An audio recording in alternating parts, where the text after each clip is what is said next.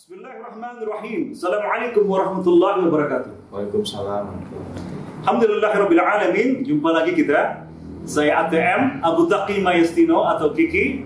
Nah, kali ini saya sedang di Yogyakarta, daerah istimewa Yogyakarta yang terkenal dengan Masya Allah riwayat-riwayat kerajaannya, ulamanya. Nyampang saya di Yogyakarta ini, saya juga mengunjungi keluarga besar Kiai Haji Ahmad Dahlan, ke Langgar Kidul, dan berbicara dengan mereka mengenai sejarah Muhammadiyah. Tetapi yang paling menarik, saya juga jumpa dengan adik saya ini. Adik saya di film Nyai Ahmad Dahlan, yang dia berperan sebagai Ki Bagus Hadikusumo. Saya berperan sebagai Kiai Haji Muhammad Suja, tangan kanan Kiai Haji Ahmad Dahlan dan peletak dasar organisasi Muhammadiyah, Persaudaraan Haji, dan lain-lain. Nah, yang menarik juga, dia ini bukan sembarang laki-laki. Dia ini seorang pangeran, saudara. Lebih lengkapnya, kalau saya tidak salah ini ya, karena gelarnya panjang sekali namanya ini, Masya Allah. Apa nih? Gelar beliau ini, nama sebelumnya Sultan Pangeran Rendra Jais Bagindo Bungsu. Tetapi nama gelar pangerannya adalah Kanjeng Pangeran Haryo Adipati Wiroyudo. Nah, Wiroyudo ini dalam bahasa Jawa artinya panglima perang, orang yang memimpin pertempuran. Nah, selain beliau ini adalah bangsawan Jawa dari Paku Alaman, betul ya? Yeah. Paku Alaman, beliau juga sebenarnya adalah terah langsung dari kerajaan Paguriong, betul ya Dinda? Ambo ini orang awak Jawa, nah, saya juga orang Jawa dan Minang. Saya ini orang yang terjamin terlahirkan Jawa dan Minang, plus Madura, Sumeneb, Arab, Tionghoa, dan Eropa. Jadi kayak gini, Nusantara Jaya. Nah, saudara, kami di Minang ini juga tetap menghargai adat istiadat. Selain tentu saja Muslim Minang ini mempunyai semboyan adat bersandikan syarak, syarak bersandikan kitabullah. Semua adat harus berdasarkan syariat dan semua syariat harus berdasarkan kitabullah. Yang menarik dulu, Kerajaan Pagariong dan Imam Bonjol dan para ulama sepakat menjadikan Minang ini suatu daerah yang Islami, gitu ya Dinda ya. Nah, tapi kita akan ke sana juga nanti. Sekarang beliau ini adalah menantu dari seorang raja besar dan satu-satunya raja yang memakai gelar Al-Hajj, Haji. Saya bacakan gelar lengkap beliau, yakni nama raja, nama beliau adalah Sri Paduka KGPAA Kanjeng Gusti Pangeran Adipati Aryo Mangku Alam Al-Hajj Maulana Abdullah Khalifatullah Al-Jawi. Beliau juga sebagai Sri Paduka Kanjeng Gusti Pangeran Adipati Aryo Paku Alam yang ke-9 Al-Hajj Angling Kusumo Maulana Abdullah Khalifatullah ing Paku Alaman Al-Hajj Al-Jawi. Nah, mengapa ada dua gelar seperti ini? Karena rupanya sekarang ada kerajaan baru namanya Mangku Alaman. Saya penasaran dan mungkin Anda juga penasaran apa ini kerajaan baru yang Mangku Alaman, karena ada yang namanya Sunda Empire ya. Ada lagi apa namanya? Kerajaan Agung Sejagat ya. Kerajaan apa lagi lah gitu. Banyak. Mari kita tabayun, karena perintah Allah di surah Al-Hujurat, kalau ada berita kita selidiki dengan sesama langsung kepada sumbernya dengan kalimat fatabayanu, maka periksalah dengan teliti. Kira-kira itu ya yang sudah silsilah segala macam sudah cukup benar, atau mau ditambahkan dulu? Ya. Assalamualaikum warahmatullahi wabarakatuh. Terima kasih kanda kami Abu Taqi Mayastino atau Kanda Kiki yang kami bisa manggil. Perkenalkan, nama saya sebelum saya menjadi putra mantu dari Paku Alaman, nama saya dan gelar adat saya di Pagariong adalah Sultan Pangeran Rendra Jais Bagindo Bungsu. Jadi itu juga merupakan gelar pangeran juga sebenarnya, yang ditabarkan langsung waktu itu oleh ya almarhum yang mulia Sultan Muhammad Sultan Muhammad Taufik Taib, Tuan Pemuda Mahkota Alam waktu itu, yang akhirnya menjadi Sultan Pagariong dengan gelar Daulat yang Dipertuan Raja Alam Pagariong, Sultan Haji Muhammad Taufik Taib, Tuanku Mudo Tuanku Nan Sakti kalau nggak salah, Tuanku Maharasati.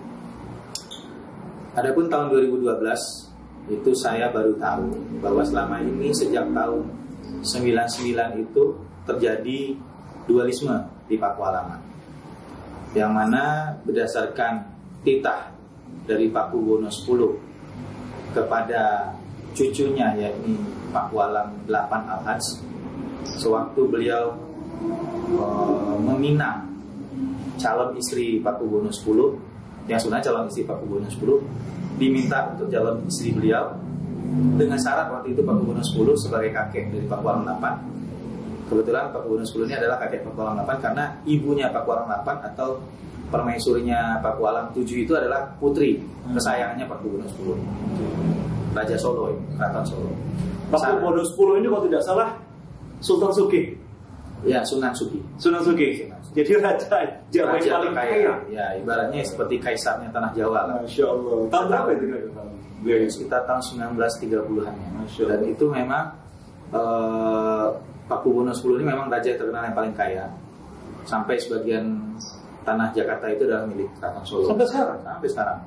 Kita bisa tanya lah ke Sekretariat Negara, apakah itu Istana Negara ataupun Gelora Bung Karno dan sebagian Blok M itu tanah siapa? Kan kita pernah lihat. Begitu ya? Iya, memang tanahnya Pakubuwono X, tanah Keraton Solo itu. Lalu diwakafkan ke negara, Dinda? Atau bagaimana? Saya belum tahu sampai sekarang diwakafkan ke negara atau tidak, tapi yang jelas sampai sekarang kita nggak pernah dengar kalau itu sudah jadi sertifikat hak milik negara. Yang jelas belum ada kita dengar itu. Yang jelas itu adalah tanah dari Pakubuwono X. Insya Allah, ya, sudah saya seperti itu. Ini sah keterangan dari para kerajaan sendiri lah.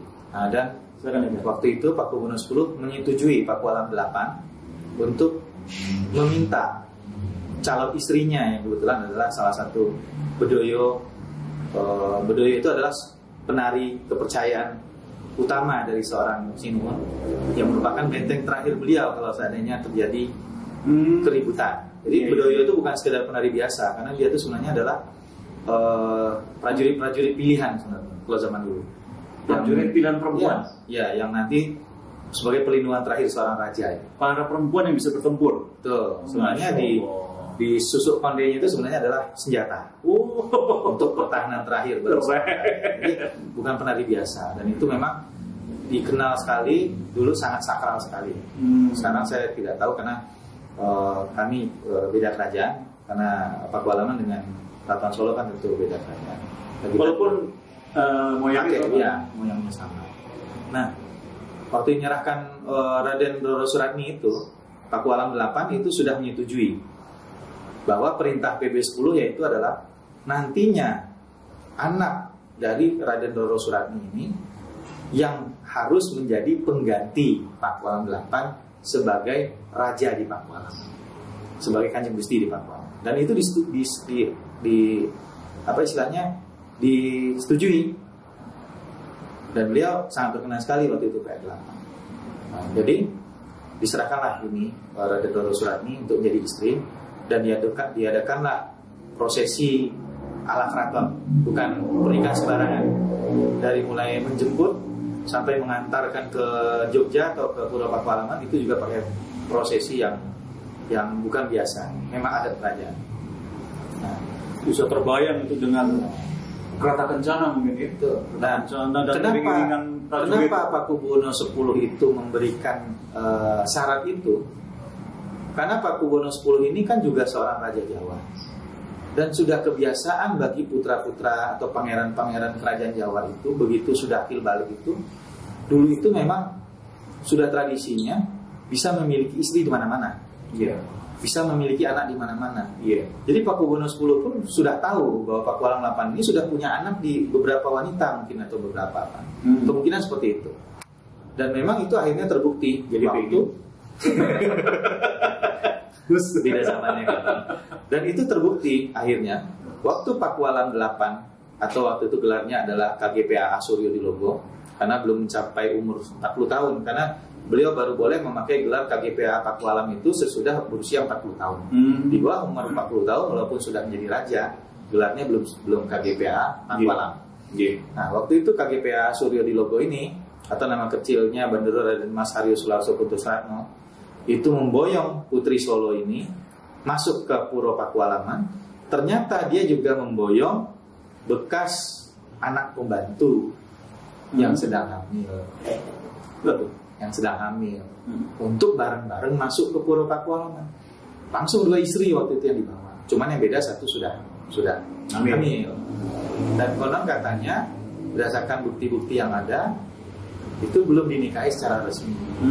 Bukti-bukti yang ada. Tapi memang di tanah Jawa sering terjadi seperti itu. Kerajaan-kerajaan Jawa. Nah, jadi mungkin itulah yang sudah diketahui oleh PB10, makanya PB10 memberi syarat tersebut. Dan syarat itu diterima dan dilaksanakan, dijanji dilaksanakan oleh Pakualam 8. Tetapi pada kenyataannya, mungkin karena Pakualam 8 ini seorang raja yang sudah di zaman modern sudah akhirnya zaman Republik, beliau itu menganggap bahwa kerajaan ini sudah tidak akan seeksis sebelum kemerdekaan. Jadi dia nggak terlalu menganggap bahwa ini pasti akan aman saja kok suksesi penggantinya. Apalagi dia sudah memberikan isyarat bahwa ini calon penggantinya dengan cara mendudukkan posisi istri itu. Posisi istri yang dari Keraton Solo itu dikasih gelar KRAI Retnoningrum. Sementara istri yang dari Abdi Dalem itu dikasih gelar KRAI Retnoningrum. Yang dari pembantu tadi. Ya, nah jadi nama sudah hamil dulu itu. Ya, jadi nama Retnoningrum dan Purnamaningrum ini itu kan diambil dari namanya istilahnya salah satu istri dari Pakubono X yaitu Retno Purnomo. Retno dan Purnomo. Jadi yang tertua dikasih nama Retnoningrum, yang muda dikasih nama Purnamaningrum. Nah, itu udah jelas. Dan posisi duduknya juga itu setiap isyarat. Dan setiap jika ada prosesi-prosesi kerajaan, duduknya atau berdirinya juga beda. Yang Retnoningrum itu di sebelah kanan, yang Purnamaningrum di sebelah kiri. Dan Retnoningrum itu dipanggil Mbak Yu. Sementara yang Purnamaningrum dipanggil Diajeng. Jadi Retnoningrum manggil ke Purnamaningrum ini Diajeng. Sementara Purnamaningrum memanggil ke Retnoningrum ini adalah Mbak Yu. Nah, dari situ kita udah tahu. Dan posisi duduk jika terjadi acara jumenengan atau tinggalan jumenengan atau wiusanan dalam itu juga Kanjeng Gusti Pakualam 8 duduknya di sini. Di sebelah sini adalah adik kandungnya. Sesudah adik kandungnya adalah Retnoningrum dulu, baru Purnamaningrum. Nah, situ kita juga udah lihat posisinya. Sebenarnya bagi orang yang arif harusnya. Ya, sebenarnya itu udah rahasia umum. Seluruh orang Jawa pasti ngerti. Tetapi memang di Jogja ini kan memang unsur politiknya tinggi. Karena identik kalau Pakualam itu sebagai wakil gubernur. Nah, jadi mungkin ada pihak-pihak yang tidak berkenan kalau anak dari Keraton Solo ini yang akan menjadi Pakualam nantinya. Sehingga waktu Pakualam 8 wafat, sebenarnya beliau itu sudah nulis wasiat, ya kan? Tapi wasiatnya dan tas kerjanya itu hilang. Yang biasanya tiap hari beliau bawa. Kok bisa kan, Dinda?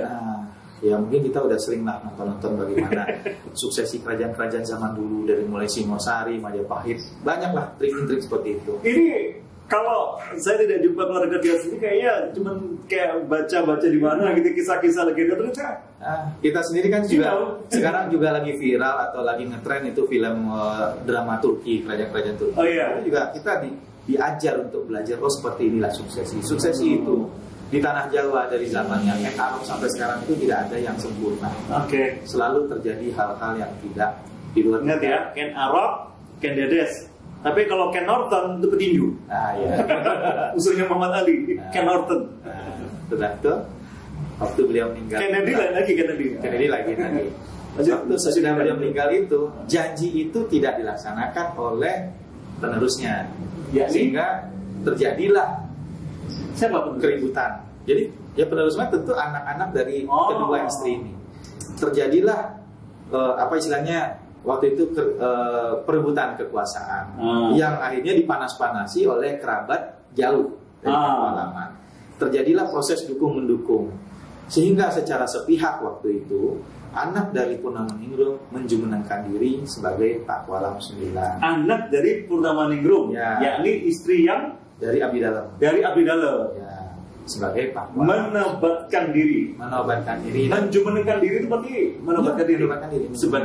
Sebagai Pakualam 9. Sebagai Pakualam 9 itu yang juga, yang tadi konon katanya, ini kita juga nggak bisa memastikan, tetapi bukti-bukti menyatakan bahwa beliau itu sewaktu ibunya dinikahi katanya, ini katanya ya sudah isi duluan.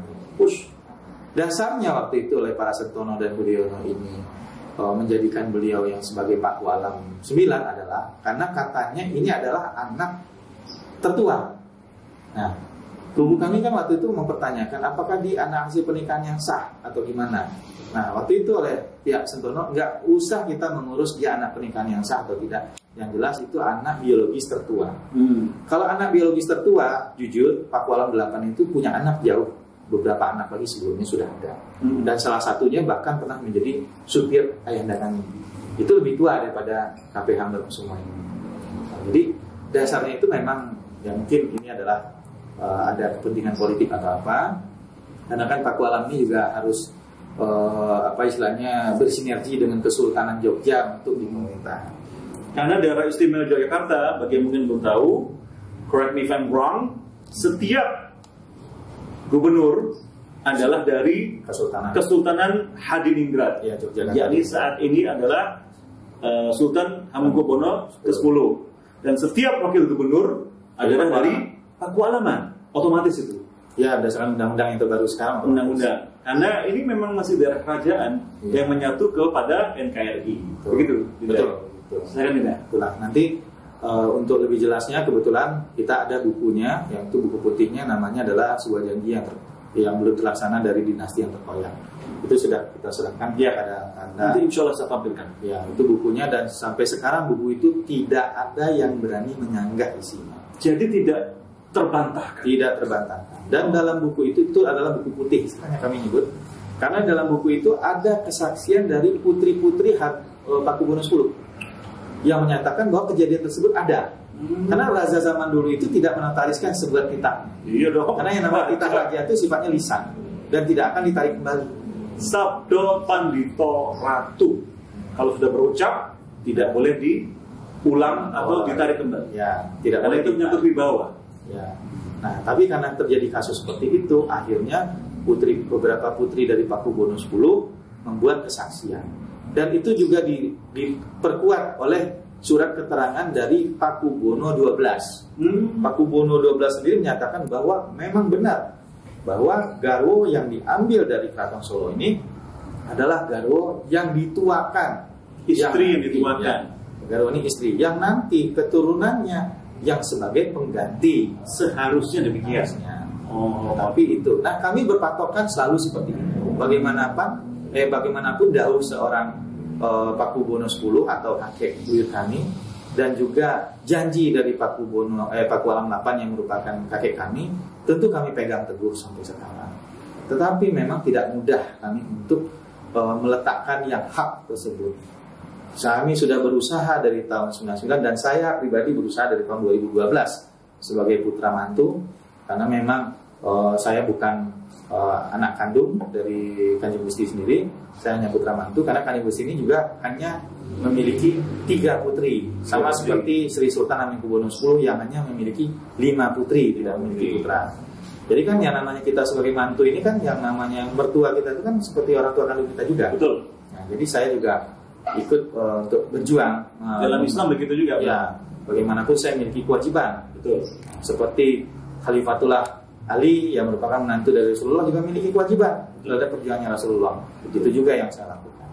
Nah, akhirnya kami tetap berjuang, kami meminta hak dari ayahanda kami sebagai yang sah sebagai Paku Alam 9. Makanya beliau tahun 2012 oleh masyarakat di Kulon Progo yang merupakan wilayah Paku Alam itu aslinya adalah Kulon Progo, bukan kota Jogja.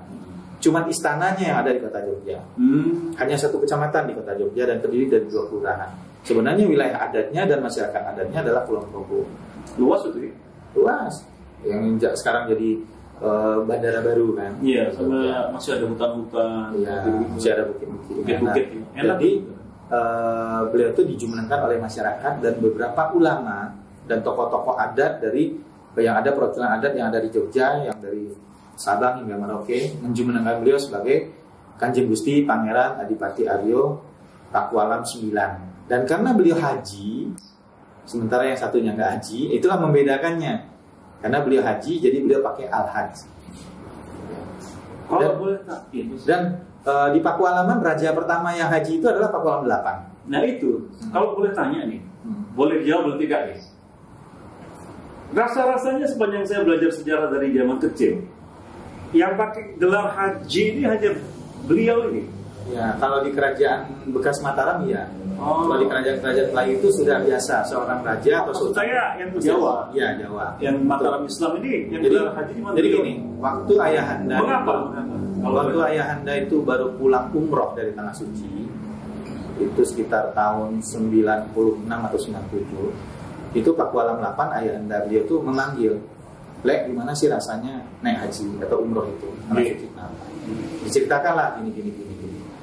Dan ayahanda itu juga mungkin baru dapat hidayah juga, karena nggak semua pangeran di tanah Jawa ini walaupun Islam itu menjalankan syariat Islam dengan benar.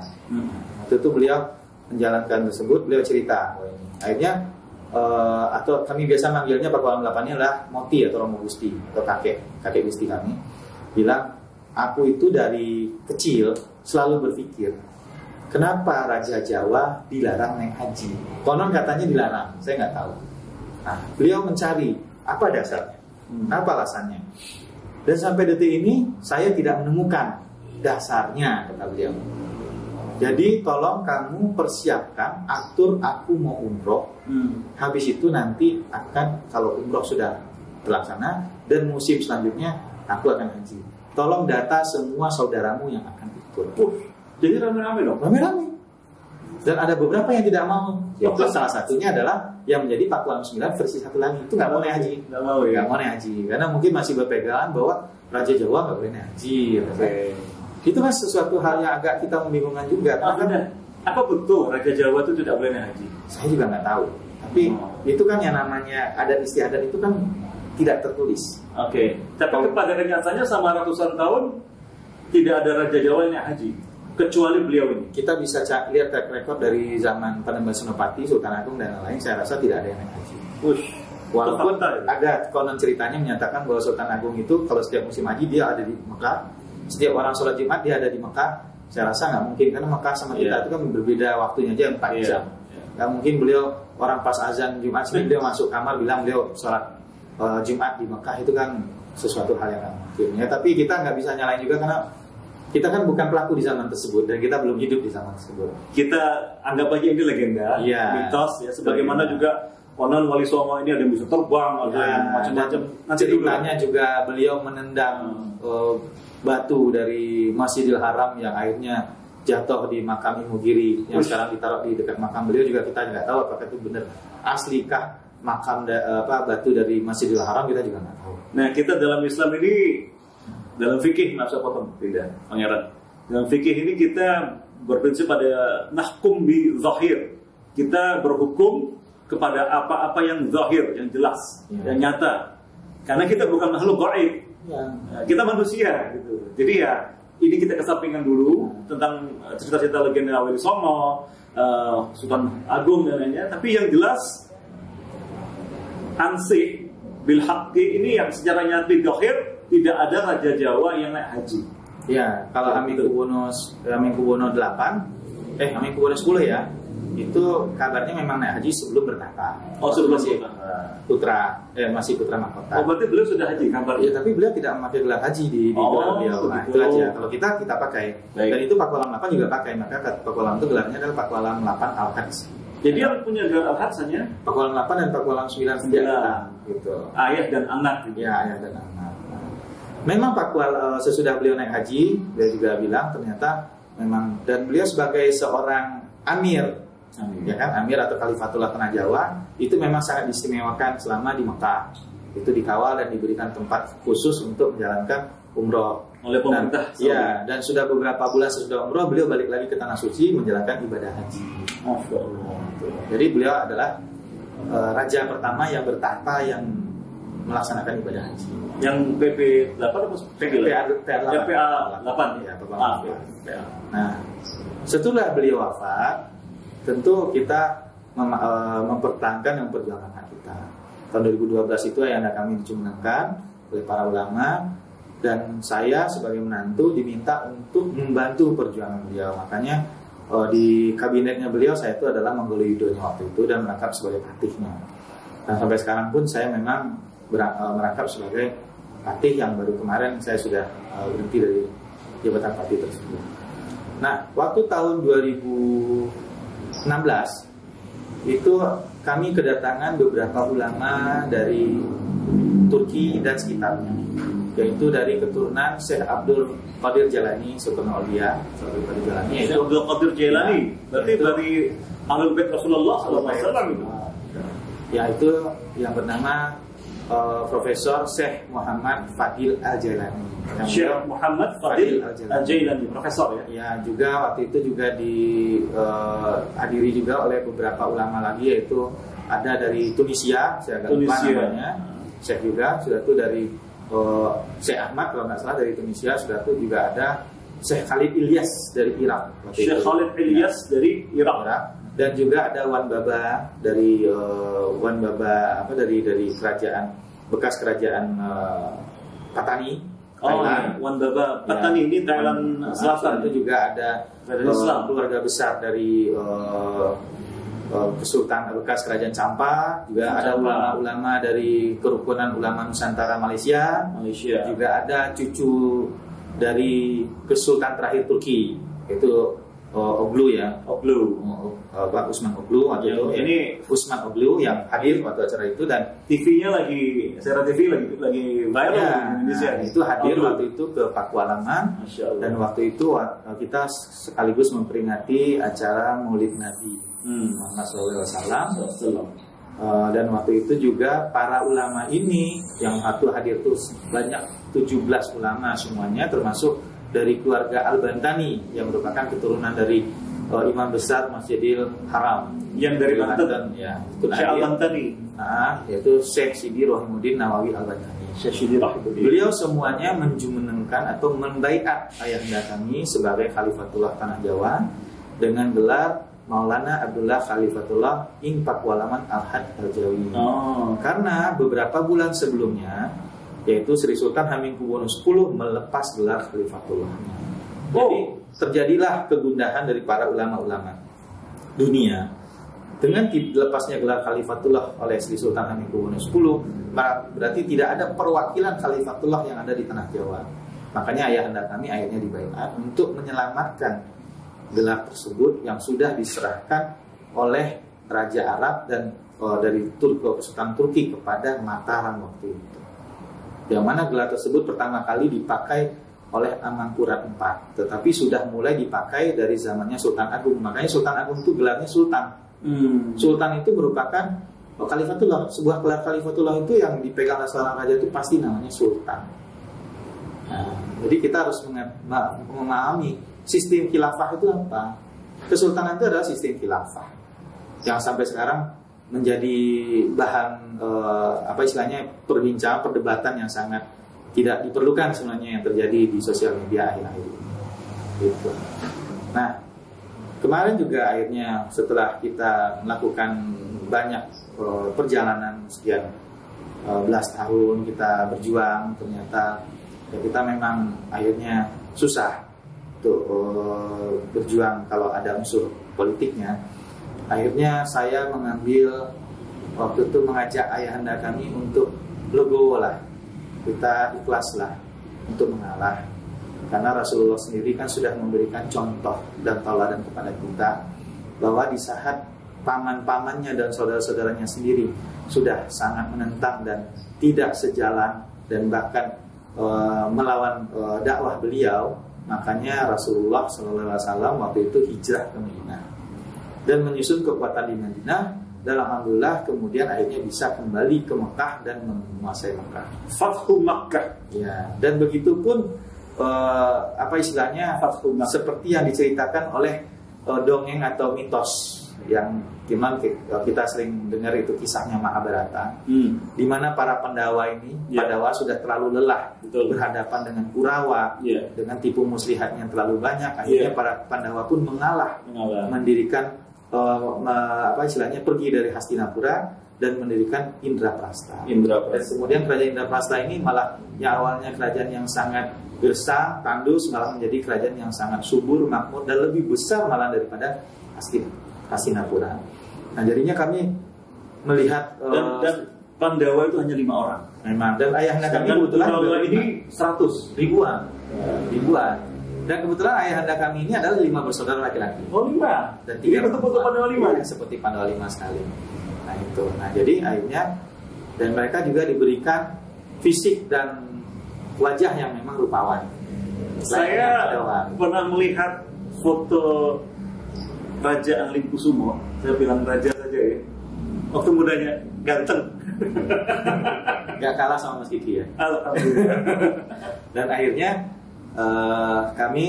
saya membujuk ayahanda kami. Ayahanda kami itu bukan pribadi yang mudah diberikan masukan. Yeah. Apalagi kalau beliau itu sudah bilang hak, itu beliau akan berjuang apapun sampai titik darah penghabisan. Beliau juga nggak akan nyerah. Raja. Tapi saya sudah bilang, kita bukannya menyerah, tapi kita yang namanya segala sesuatu itu, perjuangan itu nggak harus dengan kekerasan. Kita harus memiliki strategi dan kita juga harus legowo lah. Akhirnya seperti halnya perjuangan Republik ini juga dengan perang gerilya. Akhirnya kami mengambil kesepakatan, ya sudah, kita keluar dari Pakualaman. Kita ngapain harus gowo di Pakualaman? Kita bikinlah dinasti kita sendiri, keluarga kita sendiri. Kita memiliki syarat yang sah, kita memiliki dasar yang sah, kita memiliki silsilah yang jelas. Jadi ini bukan abal-abal. Ini bukan yang apa namanya, dari viral Sunda Empire, apa sejagat yang tahu-tahu muncul bapaknya bukan raja, kakeknya bukan raja, tahu-tahu dia menampilkan dirinya sebagai raja, kan nggak layak itu, dan nggak bagus, nggak benar itu. Kalau beliau jelas bapaknya raja, kakeknya ibaratnya kaisar tanah Jawa. Betul, Pakubuwono 10 itu raja paling besar di tanah Jawa. Sultan Sokih, sultan terkaya di Nusantara. Nah, dasar itulah kita apa, ya udah kita mengalah, kita dirikanlah keluarga kita sendiri. Akhirnya kita sepakati bernama Mangku Alam. Mangku Alam. Ya, Mangku Alaman. Mangku Alaman. Dan memangku alam. Bayangkan, memangku alam. Dan pada tanggal 24 Jumadil Akhir tahun yang lalu, yaitu pada tanggal tepatnya 19 Februari 2020, kami menjumenengkan beliau sebagai Sampean Dalem Kanjeng Gusti Pangeran Adipati Aryo Mangkualam Al-Hats Ingkang Jumeneng. Kenapa masih hanya Ingkang Jumeneng tanpa nomor? Karena beliau adalah raja pertama kami di Mangkualam. Nanti untuk selanjutnya baru pakai penomoran, sama seperti halnya di Amangkurat, di Pakubuwono, dan di Hamengkubuwono dan Mangkunegaran. Akhirnya kemarin setelah kita 1 tahun yang harusnya bertepatan tanggal 24 Jumadil Akhir itu 1443 ya, harusnya dilaksanakan pada tanggal 9 Februari 2021, tapi karena pandemi terundur terus, akhirnya kita laksanakan pada Hijriah yaitu tanggal bulan Suro, yaitu pada tanggal 24 Agustus 2021, dan juga bertepatan dengan Tumbuh Ageng. Tumbuh Ageng itu adalah hari ulang tahun kebesaran puncak, yaitu ke-80 beliau secara kalender Islam dan Jawa. Oh, sekarang masih 80 tahun secara Islam dan Jawa. Tapi kalau secara Masehi 78. Diadakanlah acara Tinggalan Jumeneng Dalem beliau yang pertama, yang alhamdulillah dihadiri oleh 3 syekh. Ya, sejatinya adalah 5 syekh, tetapi karena ini pandemi, yang hadir adalah 3 syekh. Siapa aja? Yang pertama adalah Syekh Ahmad Arufati Al-Jailani. Beliau adalah Imam besar Masjidil Al-Aqsa. Masya Allah. Dan beliau adalah keturunan dari Syekh Abdul Qadir Jalani. Oh, jadi imam besarnya Masjidil Aqsa kita sekarang ini, yang di Darussalam Palestina itu, keturunan Syekh Abdul Qadir Jalani juga. Oh, Masya Allah. Berarti keturunan Al-Hasan. Ya, Al-Hasan. Hasaniyah bin Ali bin Abi Thalib. Ya, dan beliau hadir di Jogja waktu itu untuk membaiat ayahanda, juga dihadiri oleh sahabat beliau yang juga merupakan saudara jauh beliau yang dari Damaskus, yaitu Syekh Muhyiddin Asy-Syidiki. Kenapa namanya Syekh Muhyiddin Asy-Syidiki? Dari garis ibu dia merupakan terah dari Syekh Abdul Qadir Jalani, sementara dari garis bapak beliau memiliki terah dari Khalifatullah Abu Bakar As-Siddiq. Oh, Masya Allah, jadi perpaduan dari Ahlul Bait dan dari Abu Bakar As-Siddiq, mertua Rasulullah. Sementara ada 3 keturunan dari Khalifatullah, yaitu keturunan dari Khalifatullah Utsman bin Affan, keturunan dari Khalifatullah Umar bin Khattab, dan keturunan Khalifatullah Ali bin Abi Thalib berhalangan hadir. Dan insya Allah akan datang tahun depan. Sejatinya harusnya hadir ya? Harusnya hanya hadir. Karena pandemi saja. Ya, tapi insya Allah tahun depan datang ya? Insya Allah beliau bertiga, karena memang kami ingin mengumpulkan keturunan dari keempat Khalifatullah. Masya Allah, ini 4 Khulafaur Rasyidin keturunannya kumpul ya. Di Jawa. Nah, dan kemarin ada juga, apa ini? Dan juga kemarin juga ikut hadir Syekh Sidi Rohimuddin Nawawi Al-Bantani, yang kemarin juga ada halangan, diwakili oleh adik kandungnya, yaitu Syekh Amin kalau nggak salah namanya, dan beliau bertiga dengan Syekh Ahmad Ar-Rufati dan Syekh Muhyiddin Al-Siddiqi membaiat kembali ayahanda kami atas dawuh dari Syekh Fadil Al-Jilani yang sebelumnya tahun 2016 membaiat beliau. Karena ini nama kerajaannya sudah ada kerajaan yang baru. Dulu baiat beliau adalah sebagai Maulana Abdullah Khalifatullah Paku Alaman Ahad Al-Jawi. Akhirnya sekarang pembaiatan baru dengan nama Maulana Abdullah Khalifatullah Al-Jawi. Sehingga pada malam itu nama ayahanda kami menjadi sampean dalam Kanjeng Gusti Pangeran Adipati Aryo Mangku Alam Al-Haj ingkang jumeneng Maulana Abdullah Khalifatullah Al-Jawi. Dan malam itu juga karena faktor usia ayahanda kami yang sudah mencapai 78 tahun, akhirnya beliau menunjuk dan melantik saya sebagai pelaksana tugas Adipati. Dan sejak itu gelar saya yang awalnya Kanjeng Pangeran Haryo Wirodo menjadi malam itu menjadi Kanjeng Pangeran Haryo Adipati Wirodo. Dan ketiga syekh tersebut juga membaiat saya dengan gelar Maulana Amir Mangku Alaman Al-Haj. Maulana Amir Mangku Alaman, Maulana Abdul Razak Amir Mangku Alaman Al-Haj. Jadi saya malam itu juga mendapat pembaiatan juga dari beliau, karena saya adalah ujung tombak pergerakan kerajaan keturunan dari Mataram Islam ini. Insya Allah kerajaan kami mempertahankan keaslian dan keoriginalitasan dari perjuangan para sesepuh-sesepuh Mataram yang didukung oleh para syekh keturunan Syekh Abdul Qadir Jailani itu. Mataram Islam. Ya. Mataram Islam ini kalau saya tidak salah adalah juga penerus dari sebenarnya Trah Majapahit, tetapi yang Islam. Ya, betul ya. Betul. Jadi kenapa saya yang ditunjuk bukan 2 menantu yang lain? Ya. Karena dibanding dengan 2 menantu lain, memang hanya saya yang memiliki trah asli juga, walaupun bukan trah asli Jawa. Saya adalah keturunan dari Kesultanan Pagaruyung Darul Qarar, yang merupakan juga penerus dari Aditya Warman yang dulu juga keturunan dari Singasari. Pagaruyung ini, saudara maaf adalah kerajaan Minang. Nah sebenarnya sebagai Minang ini bukan hanya Sumatera Barat sebenarnya. Dulu luas sampai Malaysia dan Brunei. Filipina ini penyebar Islamnya dari Minang. Makassar juga, Malaysia juga, dan Sultan Brunei sekarang itu orang awak. Ya. Ambo pun orang awak juga. Sultan Brunei juga. Kami orang awak pas ini. Kalau kami dari Bukit Tinggi, beliau tentu dari Pagaruyung, dari Payakumbuh.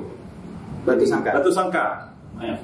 Dan sempat juga sebelumnya juga dipermasalahkan apakah benar saya itu silsilahnya asli dari Pagaruyung. Ada beberapa yang mengatakan, dan itu bisa dibuktikan dengan kenapa daulat yang di Pertuan Raja Alam Pagaruyung sendiri yang memberikan gelar saya waktu pernikahan. Betul. Itu sudah menjadikan bukti. Ada videonya, rekamannya. Yang mana saya merupakan keturunan dari Sultan terakhir Pagaruyung sebelum terjadinya Perang Padu. Itu penting. Nah, yaitu waktu itu perang saudara antara Sultan Sultan Arif Muningsah atau Sunan Muningsah II dengan Tuanku Imam Bonjol yang merupakan masih sepupunya sendiri. Karena waktu itu terjadilah pertentangan antara ajaran adat dengan ajaran agama. Sehingga setelah perang tersebut terjadilah kesepakatan bahwa mereka berdamai, sehingga timbullah yang namanya adat bersandi syarak, syarak bersandi kitabullah.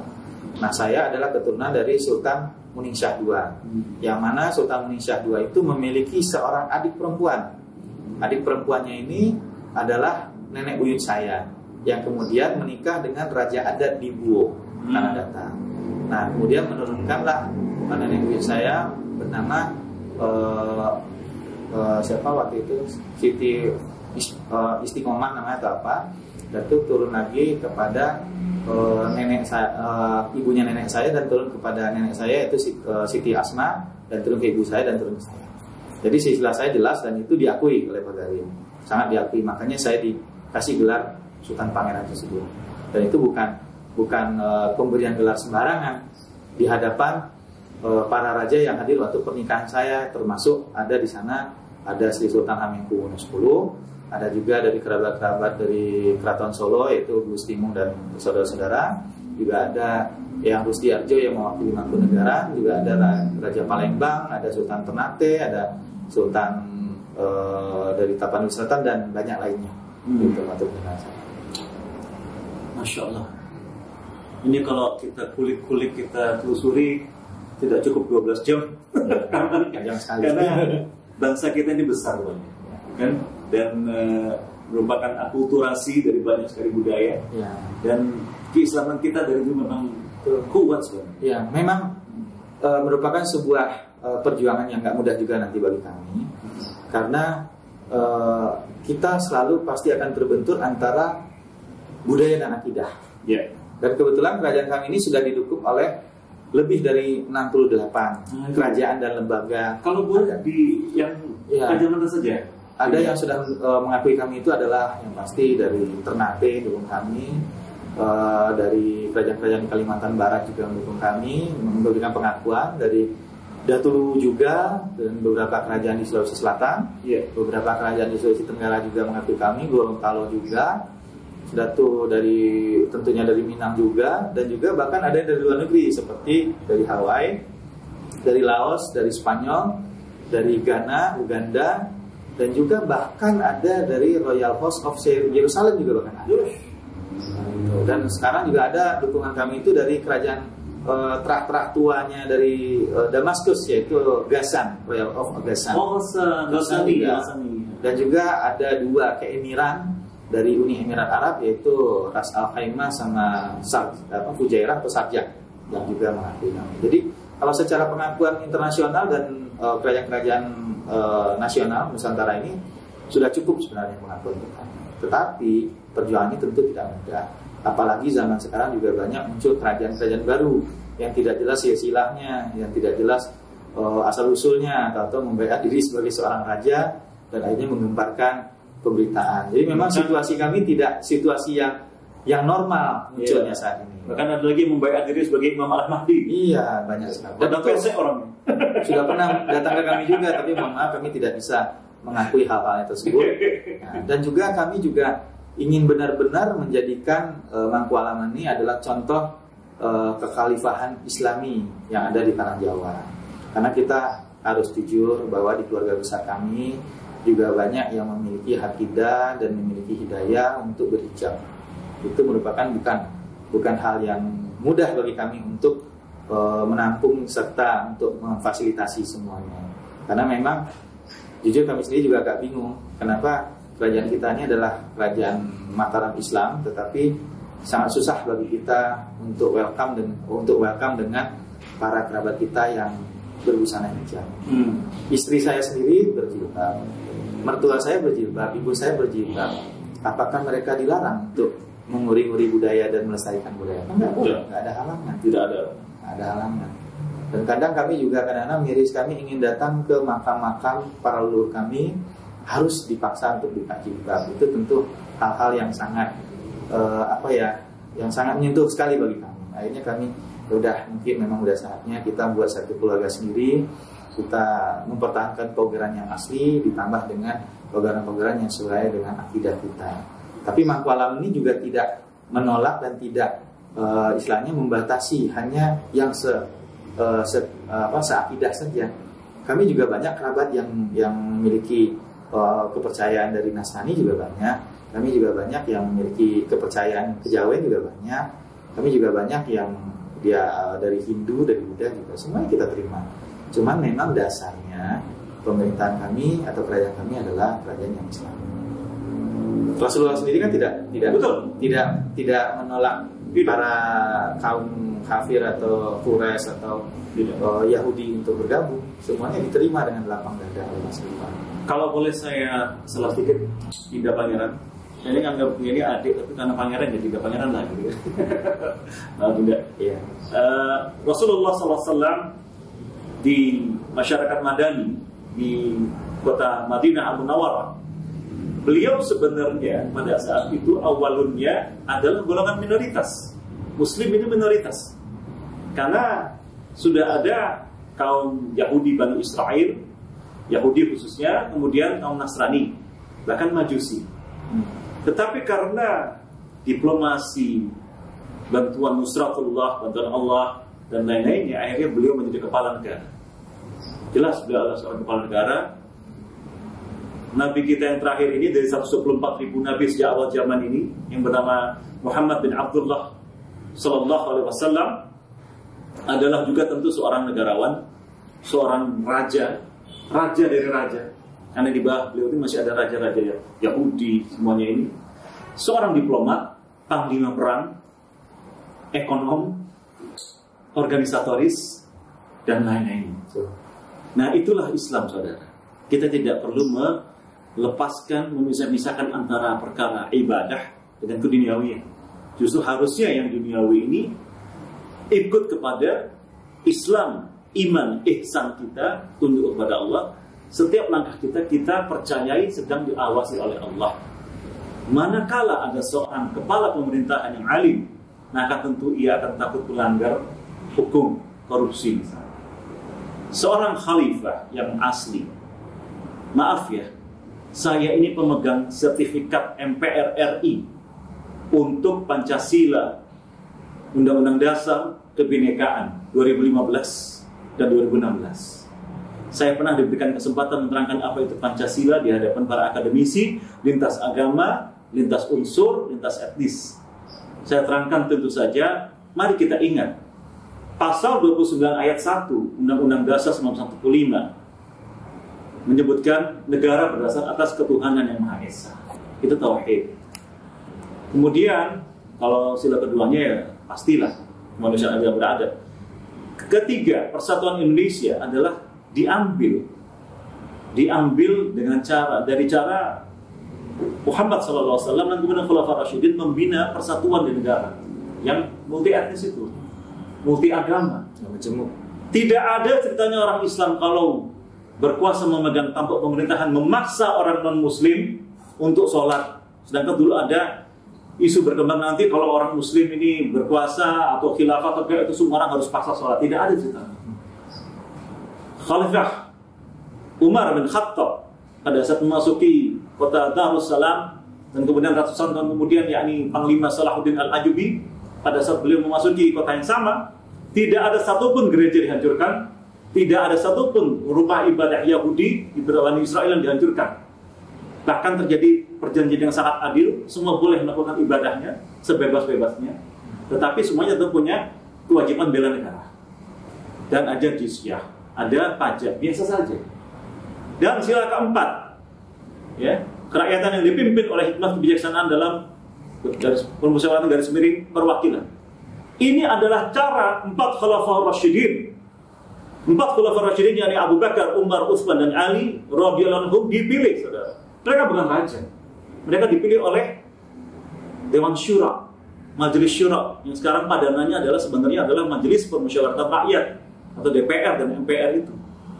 Harusnya pemilihan presiden kita tidak diberi langsung demokrasi sekarang ini, kalau pemahaman kami ya. Saya juga sudah lulusan penataran P4 berkali-kali. Harusnya seperti itu, dipilih oleh majelis. Tapi tidak boleh hanya calon tunggal. Mungkin selama ini yang terjadi adalah pemilihan yang calon tunggal. Tidak. Waktu Abu Bakar dipilih di kebun Bani Saqifah Bani Sa'adah itu tidak jauh dari Masjid Nabawi ya. Itu ada perwakilan kabilah atau fraksi Ansar, fraksi Muhajirin, dan kabilah-kabilah. Calonnya bukan hanya Abu Bakar, ada yang mencalonkan Umar. Selain mencalonkan Abu Bakar, ada lagi dari Ansar. Tetapi semuanya berdasarkan bil hikmah, screening test segala macam itu, sepakat Abu Bakar yang terbaik. Maka semua sepakat membaiat Abu Bakar sebagai presiden. Lebih tepatnya khalifahnya presiden, karena dipilih. Tidak ada ceritanya keturunan Abu Bakar menjadi khalifah, tidak. Karena pengganti dari Abu Bakar adalah Umar bin Khattab yang dicalonkan oleh Abu Bakar dan kemudian disetujui oleh Majelis Syura. Kemudian Umar bin Khattab dibunuh oleh penyusup dari Persia, Abu Lu'lu'ah al-Majusi. Beliau pada saat sedang memimpin sholat subuh dengan sadar menarik tangan Abdurrahman bin Auf untuk menggantikan beliau sebagai imam. Itu ditafsirkan orang, Abdurrahman bin Auf dikehendaki beliau sebagai pengganti khalifah.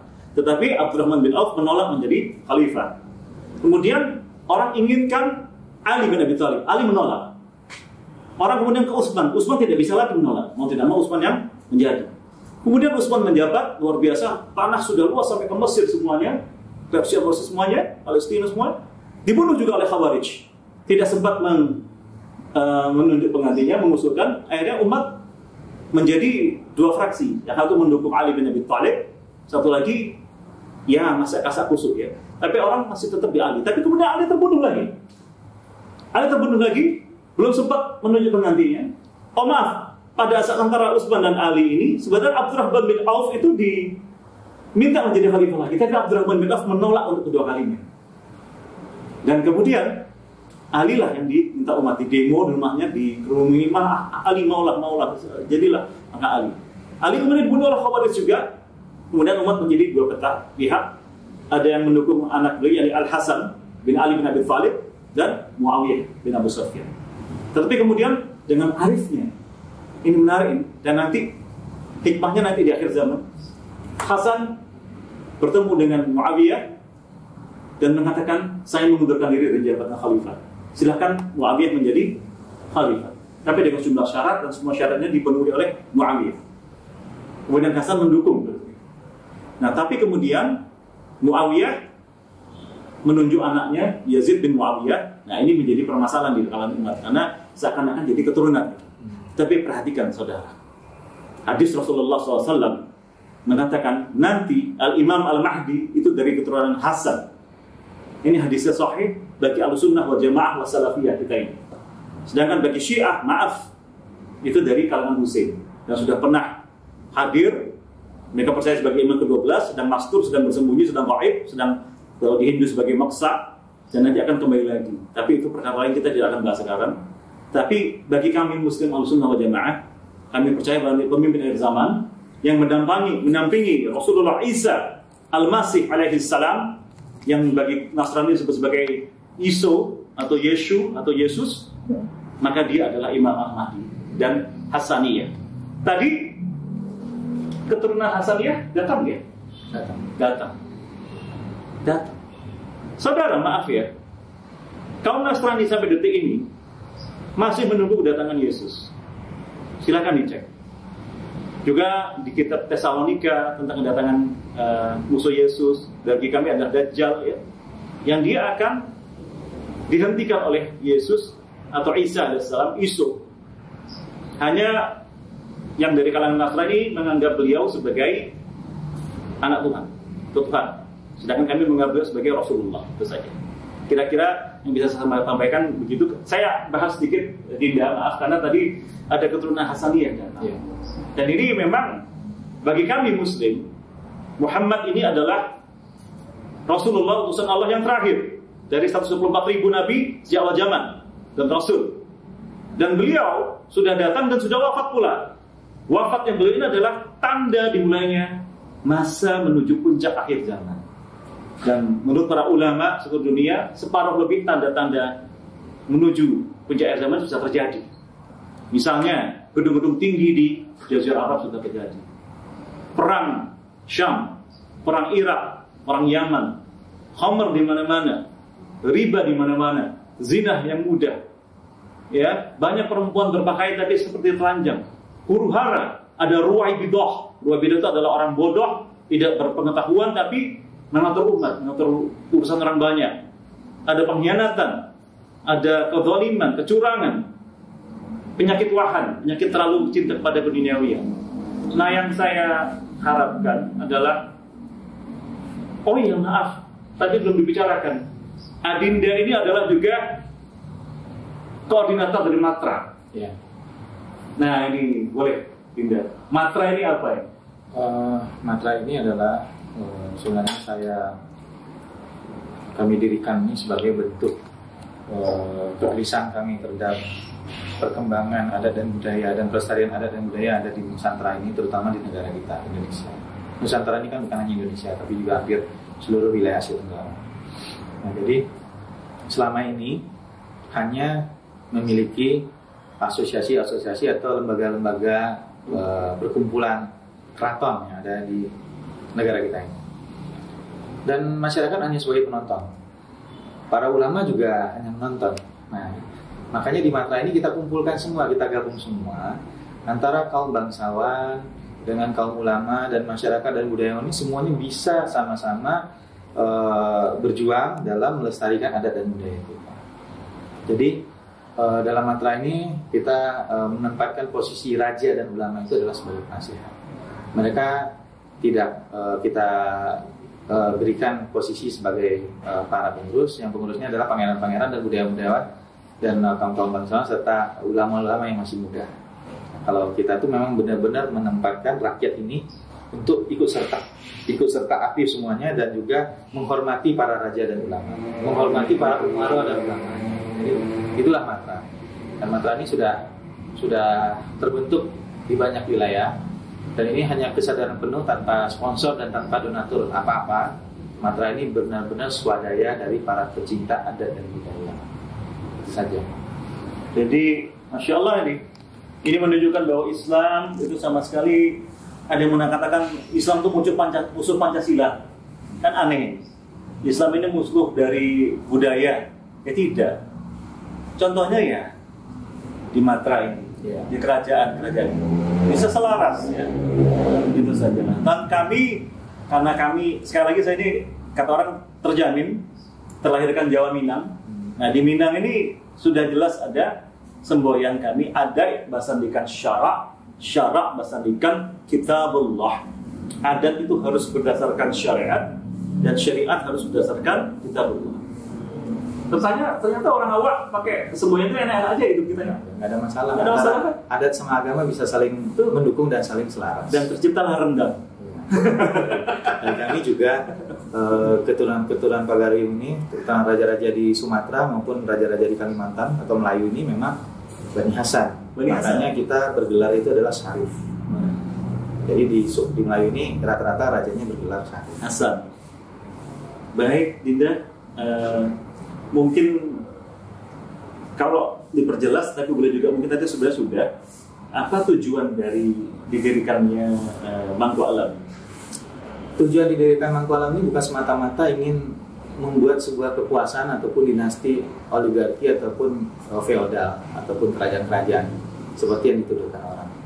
Kami ini murni mendirikan Mangku Alam ini hanya untuk mewujudkan titah dari PB10 dan janji dari PA8 Al-Haj. Cuma itu saja. Kami sadar bahwa zaman sekarang ini, di era kemerdekaan ini, di era globalisasi ini, kerajaan-kerajaan ini tidak ada perannya. Perannya tidak ada. Kita itu hanya pamong budaya. Jangan hanya memberontak kepada NKRI. Bukan memberontak kepada NKRI. Kalau kita memberontak kepada NKRI, nggak mungkin kita membentuk Matra. Iya. Jadi kita tuh memang mendukung kesatuan Republik Indonesia ini, ya. Tetapi tetap juga memperhatikan sila per sila, mulai dari sila pertama ketuhanan Yang Maha Esa. Maka itulah dasar yang kita lakukan di Mangku Alam ini. Kami ini hanya pamong budaya, tidak memiliki jajahan, tidak memiliki rakyat yang harus membayar pajak ke kami, bukan tuan tanah, bukan apa-apa. Itu saja. Tapi punya fans, punya penggemar. Artinya terbukti setiap ada acara kerajaan-kerajaan ini masanya banyak, dan mereka datang sendiri ya. Atas dasar mungkin kesadaran leluhur kami, ikatan emosional, ikatan historis, kultural dan religi, mereka mendukung. Ada yang mendukung Hadiningrat, ada yang mendukung Mangkunegaran, ada yang mendukung Pontianak, ada yang mendukung Paguruyuang, ya ada yang macam-macam ini. Kenyataannya informal leaders, mereka ini informal leaders dalam tataran manajemen yang memang memiliki massa, dan ini jangan diabaikan di Indonesia ini, karena mereka memang memiliki massa, para raja-raja ini, dan masih disegani, titah-titahnya itu masih dituruti oleh rakyat masing-masing. Coba Anda ke Jogja, ini di Jogja, siapa berani menentang perintah dari Gubernur Garis Miring Hamengkubuwono? Tidak ada. Tidak ada. Bahkan maaf, pemerintah pusat pun tidak bisa mengintervensi apa-apa di sini. Itu contoh. Dan tujuan utama kami salah satunya adalah menyelamatkan Khalifatullah Tanah Jawa. Iya, betul. Dan saudara-saudara, saya tutup. Nah, kiranya sudah 1 jaman ini. Mari kita ingat, selain bahwa Pancasila sila pertama itu adalah ketuhanan yang Maha Esa, kami memaknainya sebagai tauhid. Tauhid ini adalah ketuhanan yang Maha Esa, monoteisme yang murni. Tidak bisa dipisah-pisah lagi, tidak bisa dimultitafsirkan lagi. Itu adalah amanah dari para pendiri negara. Jelas diakui. Dan di pasal 29 ayat 1 Undang-Undang Dasar 1945 disebutkan bahwa dasar negara adalah ketuhanan yang Maha Esa. Wabil khusus di pembukaan Undang-Undang Dasar 1945 ada kalimat yang agung mengakui bahwa atas berkat rahmat Allah yang Maha Kuasa kemerdekaan ini tercipta dan seterusnya. Itu adalah suatu kecerdikan, kearifan, kebijaksanaan, tenggang rasa, toleransi yang luar biasa, halus, tegas, begitu. Nah, kami harap generasi muda dan yang tua jangan sampai lupa ini. Mari kita dukung mereka-mereka ini mencoba menegakkan kembali kebenaran. Kalau saya pandangan saya pribadi begitu. Dan ini terima kasih Dinda. Ini coba di-shoot. Nah, ini Masya Allah. Ini apa Dinda? Ya, itu pingat kerabat kami. Jadi tanda sebagai seorang kerabat, itu adalah tandanya, pingatnya atau pinnya. Masya Allah, alhamdulillahirrabbilalamin. Terima kasih. Sama-sama. Kami dalam Islam kami ucapkan jazakumullahu khairan. Semoga Allah membalas kebaikan antum semuanya yang kami hormati dengan lebih banyak kebaikan lagi. Dan semoga kita semua diselamatkan Allah di perjuangan di masa akhir zaman ini yang semakin berat. Tetapi ingatlah, di suatu hadis dinyatakan bahwa mereka yang terus menegakkan amar ma'ruf nahi munkar, yang walaupun ini seperti memegang bara api, maka pahalanya seperti 50 kali lipat pahala seorang sahabat Nabi.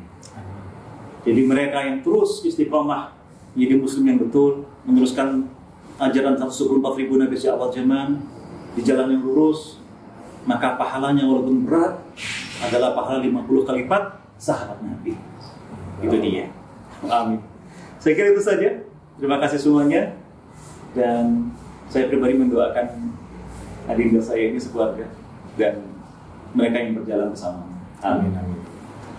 Alamin. Allah, kami baca salawat. Nanti ada tujuan kamu salawat lagi. Allahumma salli ala Muhammadin wa ala azwajihi wa zurriyatihi kama sallaita ala Ibrahim wa barik ala Muhammadin wa ala azwajihi wa zurriyatihi kama barakta ala Ibrahim. Innaka Hamidum Majid. Alhamdulillahi rabbil alamin. Wassalamu alaikum warahmatullahi wabarakatuh. Waalaikumsalam.